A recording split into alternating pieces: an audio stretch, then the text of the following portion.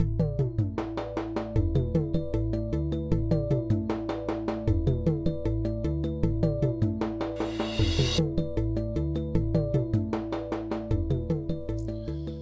again, everyone. Welcome back. Today I'm reviewing another brand new cigar from this year's IPCPR. This is from MoyaRuiz, and this is Dim Mak, the Death Touch. This is taking off again on their cigar dojo theme. This comes in one size, 5x54. There's your density. Now this, you may have heard of other releases they've had. In 2014 they had the La Jugada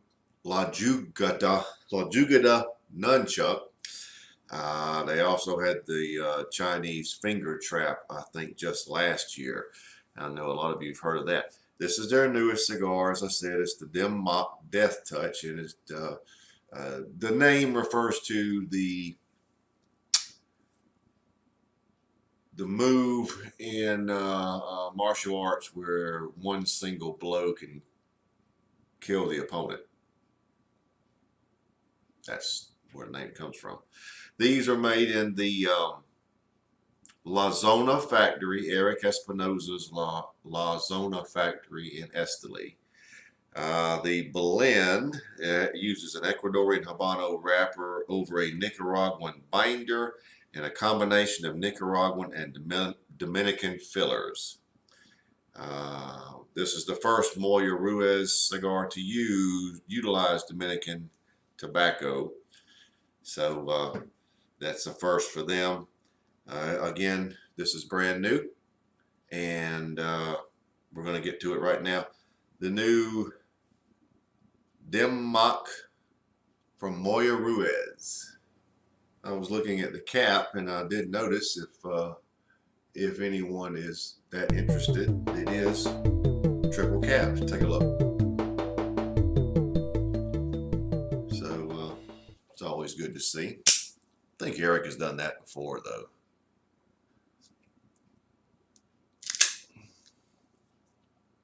Okay, very good draw. Very good.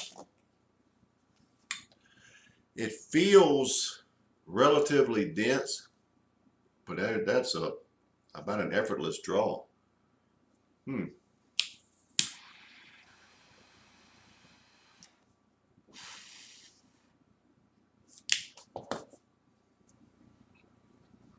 First flavors I'm getting a sort of a cream boysenberry mix with a good bit of black pepper.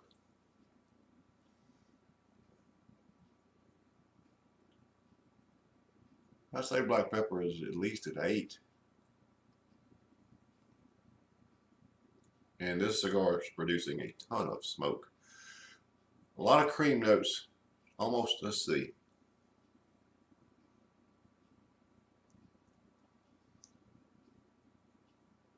Almost a white chocolate type flavor. But I'll go with cream. That's just your initial flavors, and we need to let it settle down. So let's just see where we go from here. That's sort of how it starts. Very rarely does it stick with that. It usually changes. Let's see if this one does.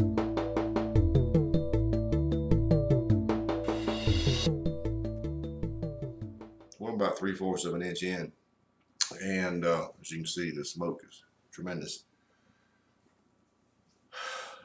I'm going to try to describe this in the best way that I can, because I'm sort of known for unusual descriptions. But what I think you have there, before I describe what it tastes like, is a very sort of tangy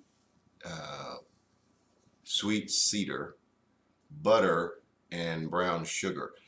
But the high pitchedness of the sweet cedar reminds me of strawberry preserves. Okay, that's sort of the flavor that it really reminds me of, and buttery strawberry preserves and some brown sugar and cream. I left off cream. So that's sort of the flavor you get. It transitions from those boysenberries. The initial flavors rarely mean much, but it's very nice. It's very, very nice. There is what I'd call some coffee at the base, which is not untypical.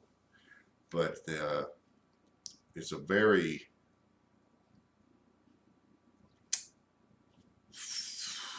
how do you describe it? Full flavored, buttery strawberry preserve with some cream underlying notes and some brown sugar underlying notes. It's a very bold flavor. Now the cigar is coming across as pretty much medium to full bodied. It's got a lot going on there. It's got a little bit of pop.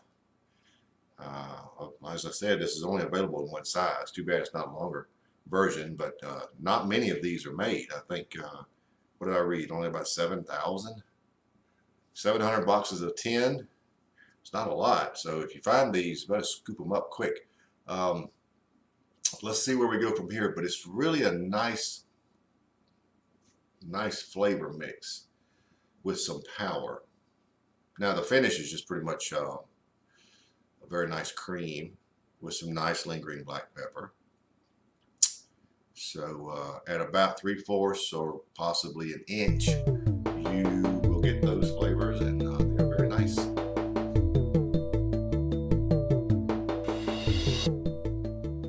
Well, I'm right around the midpoint, and lost a little bit of the butteriness in that, what I'll call strawberry preserve flavor. It's more or less still that high-pitched sort of a strawberry type flavor, not quite as much butteriness now, but you still have a little light cream and some brown sugar. The cigar is definitely full-bodied. It really hit full-bodied about the 1/3 point, so shortly after the last segment. The pepper is very good. It's actually on the finish, it's gone up. There's quite a bit of lingering black pepper. The finish is still sort of a cream, still pretty much a sweet cream with some toastiness, like a toasted cream, a lightly toasted cream, but definitely full-bodied. So the main flavors are still intact, just not quite as much butteriness, so you don't have quite as much richness there.